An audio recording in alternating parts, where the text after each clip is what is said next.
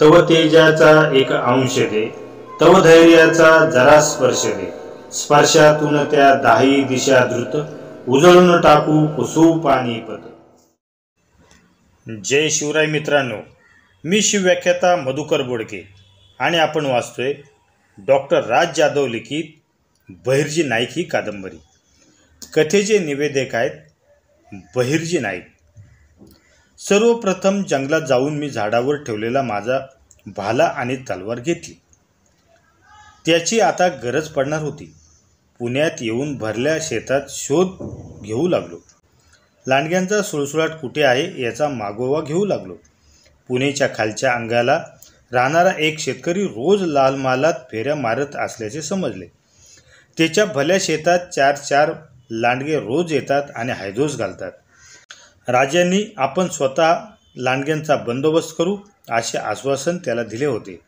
ते समजल्यावर राजांनी मनात आणलेली कामगिरी त्यांच्या आधी आपण पार पाडायची असे मी ठरवले. राजे त्या रात्री शेतकऱ्यासोबत आणि आपल्या सहकाऱ्यांसोबत शेतात थांबून शेताची नासाडी करणाऱ्या लांडग्यांचा बंदोबस्त करणार होते. मला राजांवर ती वेळ येऊन द्यायची नव्हती. रात्रीच्या शेतात हैदोस घालून दिवसभर आपल्या मुक्कामावर निवांत आराम फरमावणाऱ्या ह्या लांडग्यांची वाट न बघता सरळ त्यांच्या घरात घुसून त्यांना मारण्याचा निर्णय मी घेतला. त्यांच्या घरात घुसून जमतील तेवढे लांडगे मारून मिळतील तेवढ्या शेपट्या घेऊन लालमालात हजर होण्याचा माझा मानस होता. राजांना भेटण्यापूर्वी मी कधी असा धोका पत्करला असता का? त्याचे उत्तर नाही असेच होते. राजांना पाहिल्यापासून हा खंडोजी फार बदलून गेला होता. त्याला अशक्य काहीच वाटत नव्हते आणि राजांना भेटण्यासाठी त्यांच्या पायाजवळ जागा मिळवण्यासाठी तर मी कुठलेही अशक्य शक्य करून दाखवायला तयार होतो. आणि म्हणूनच त्या दिवशी हा जीवावर बेतू शकणारा धोका मी पत्करला होता. तोपर्यंतचे संपूर्ण आयुष्य जंगलाच्या बाजूने आणि जंगलात घालविल्याने जंगलाची आणि जंगली प्राण्यांची बरीच माहिती मला होती. आजीचा जीव घेणाऱ्या लांडग्यांविषयी सुरुवातीच्या काळात मनात बसलेली भीती जाऊन तिची जागा आता त्यांच्या विषयाच्या तिरस्काराने घेतली होती.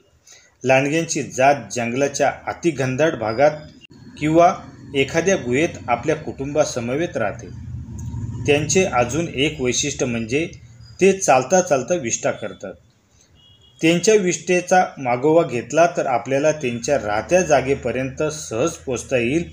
त्यांचा मागोवा घेण्यासाठी माझ्याकडे हे जाणते दिशादर्शक होते. मी जंगलात प्रवेश केला. जंगलाच्या बराच आत गेल्यावर मी पक्ष्यांचे आवाज काढू लागलो. ज्या बाजूने पक्ष्यांचा चिवचिवाट अधिक प्रमाणात ऐकू येईल त्या बाजूला घनदाट जंगल असते हे सूत्र ध्यानी ठेवून मी आत घुसत चाललो होतो. अतिघनदाट झाडी आणि वेलींनी बनवलेले घर किंवा एखादी गुहा मी शोधत होतो. गर्द जंगल आणि झाडे समोर दिसली की मी लांडग्यांचा बेसूर आवाज काढून गुरगुरायला सुरुवात करायचो.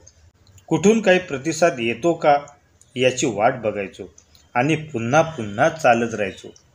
बराच वेळ झाडावरच्या माकडांची आणि पक्ष्यांची हालचाल सोडता माझ्या हाती काही लागले नव्हते. जवळपास 3-4 तासांच्या शोधानंतर मी अचूक ठिकाणी आलो आहे याची मला खात्री पडली. एका गर्द वेलीच्या झाडाचा आधार घेऊन जणू भिंतीच बनवल्या होत्या. माझे चाणक्य डोळे आणि तीक्ष्ण कान मला सांगत होते, तू तुझ्या इक्षिप्त स्थळी पोहोचला आहेस. मी लांडग्यांच्या गुरगुरण्याचा आवाज काढण्यासाठी कंठ आत ओढून धरला. पोटात हवा भरून घेतली. माझ्या कंठातून आवाज बाहेर पडण्या अगोदरच मला त्या झाडांच्या आतून हलकी गुरगुर ऐकायला आली. आवाज लांडग्यांचा होता हे सांगायला कोण्या ज्योतिषाची गरज नव्हती. त्या दाट झाडींच्या मागे हालचाल जाणू लागली. मी ती हालचाल टिपण्याचा प्रयत्न करीत होतो. माझी पापणी एका क्षणासाठी मिटून उघडली असेल तोच समोर मला 1-2 नाहीतर चक्क 4 लांडगे दिसले. ते माझ्याकडे बघून गुरगुरत होते. त्यांचे बेसूर डोळे माझ्यावर रोखले होते. कुत्र्याची सामर्थ्य साधणारी ती जात कुत्र्यापेक्षा कितीतरी पटीने चपळ असते हे मी जाणून होतो. ते नेहमी परिवारासहित राहतात, फिरतात आणि शिकार करतात.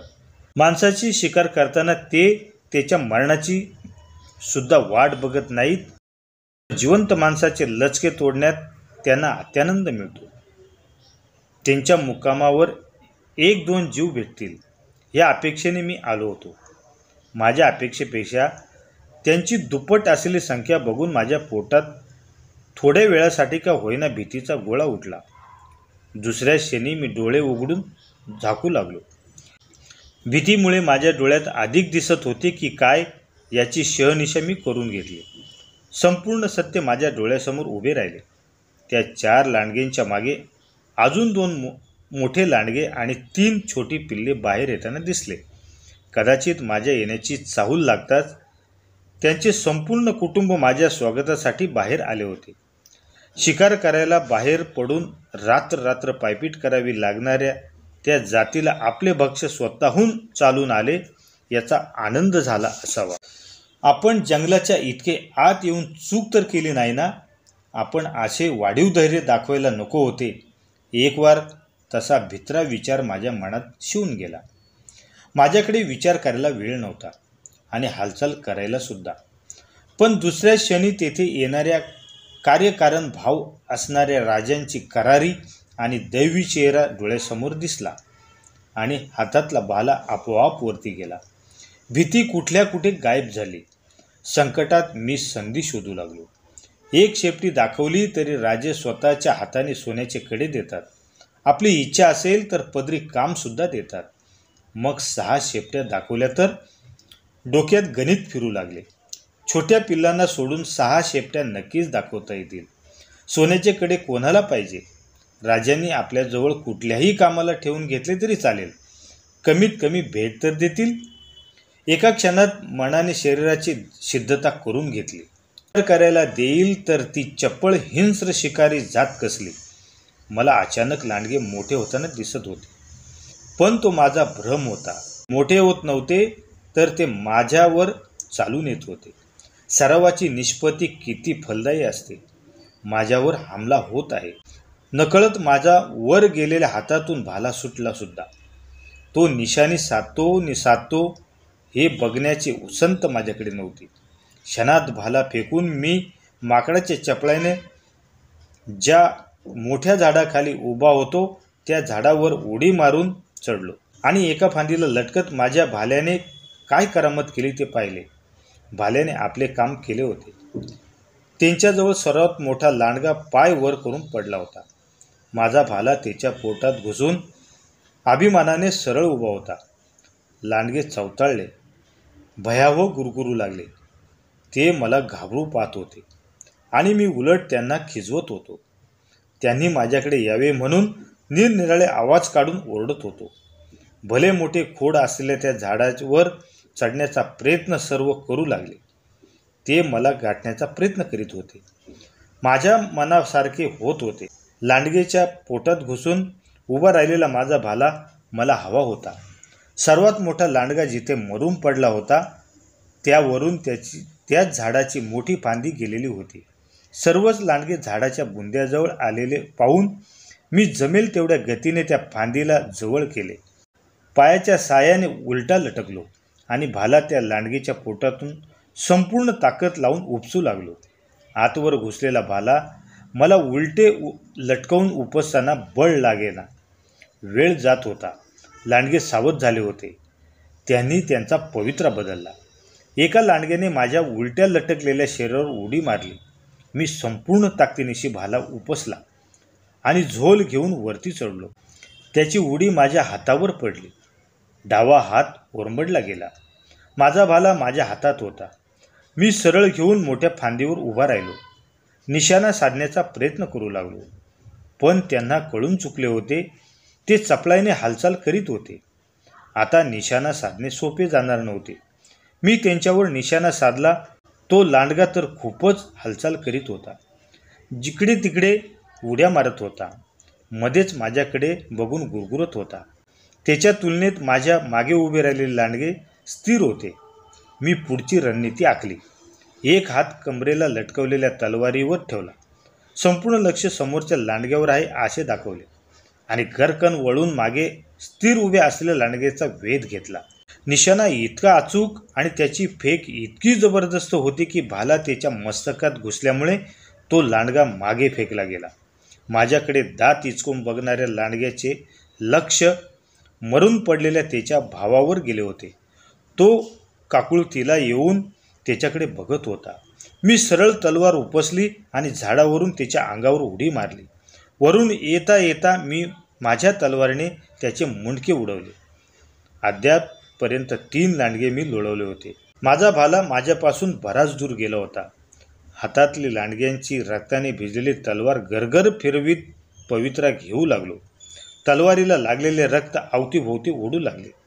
माझा अवतार बघून अद्यापपर्यंत त्यांच्या मनात सुद्धा भीतीचे वातावरण तयार झाले असावे. फिरत्या तलवारीसमोर हमला करायला ते धजावत नव्हते. त्यांच्या डोळ्यात देखत तिघांचा खात्मा झाला होता. त्यामुळे ते उरलेले 3 लांडगे बिथरले होते. त्यांची पिल्ले कधीच गुहेत निघून गेली होती. तलवार डावी उजवी फिरवत भाला घुसलेल्या लांडग्याला जवळ केले.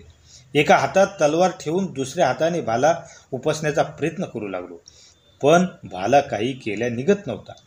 भाला लांडग्याच्या मानेत घुसून दुसऱ्या बाजूने अर्धा बाहेर निघाला होता. एका हाताने तो निघणार नव्हता. तलवारीची लांबी कमी असल्याने निव्वळ तलवारीने आपण 3 लांडग्यांचा सामना करू शकणार नाही हे मी समजून गेलो होतो. लांडगे दूर आहेत तोपर्यंत भाला उपसून घ्यावा म्हणून मी तलवार बाजूला करून भाला उपसू लागलो. पण त्यातल्या एका चपळ लांडग्याने माझ्यावर दुरूनच उडी मारली.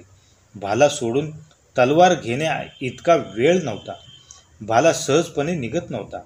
सर्व प्रयत्न सोडून देऊन मी निचपत पडलेल्या लांडग्यासहित भाला उडी मारणाऱ्या लांडग्याच्या दिशेने उचलून धरला. उडी मारलेल्या लांडग्याने सरळ भालेच्या टोकात आपले पोट घुसवले. त्याच्याच वेगाने भाला त्याच्या पोटात खोलवर रुतला. मी हवेत भाल्यावर 2 लांडग्यांना तोलून धरले होते. त्यातला एक मेला होता आणि दुसरा तडफडत होता. आपले पाय हलवत होता. दात विचकवीत होता. निघण्यासाठी धडपड करीत होता. परंतु मी त्याला सरळ वर उचलून धरल्याने त्याचे सर्व प्रयत्न फोल ठरले. बाकीचे 2 लांडगे शांत बसणार नव्हते. काही क्षणात एका लांडग्याने माझ्या मांडीचा आणि एकाने खांद्याचा लचका तोडला. माझ्या सर्व शरीरभर वेदना पसरल्या. मला त्या वेदना असह्य झाल्या. भाल्यासहित लांडगे मी बाजूला फेकून दिले आणि तलवारीवर उडी मारून खाली पडलेली तलवार हाती घेतली. जितक्या चपळाईने आणि वेगाने ती उचलू शकत होतो तेवढ्याच वेगाने मी त्यांच्यावर तलवार चालवायला सुरुवात केली. आता मात्र सरळ हमरीतुमरी सुरू झाली. कधी त्याचे नख तर कधी त्यांचे दात माझ्या अंगावर ओरखडत होते, तर कधी माझी तलवार त्यांना जखमी करत होती. तलवार विजेसारखी फिरत होती आणि बेफान झालेले लांडगे सूडबुद्धीने माझे लचके तोडून मला संपविण्याचा विचार करीत होते. दरम्यान 4-5 जबरदस्त वार वर्मी लागल्यावर मात्र लांडग्यांनी हार मानली आणि ते गुरगुर मरणाची याचना करू लागले. माझ्या अंगाला 3 मोठ्या आणि बाकी छोट्या छोट्या भरपूर जखमा झाल्या होत्या. गावाच्या वस्तीत जाऊन नरसंहार करणारे 6 लांडगे अवतीभोवती मरून पडले होते. त्यांची पिल्ले वेलीच्या आडोशाने सर्व बघत होते. त्यांना हानी पोचवणे माझ्या मनाला रुचले नाही आणि तिथे थांबून संकट ओढवून घेण्यात अर्थही नव्हता. मला माझे साध्य साधले होते. वेळ न दवडता मेलेल्या लांडग्यांच्या केसाळ शेपटा तोडल्या आणि कमरेला फाटक्या शेल्यात लाकडाची मोळी बांधावी तशा बांधल्या आणि लगोलाग तिथून काढता पाय घेतला.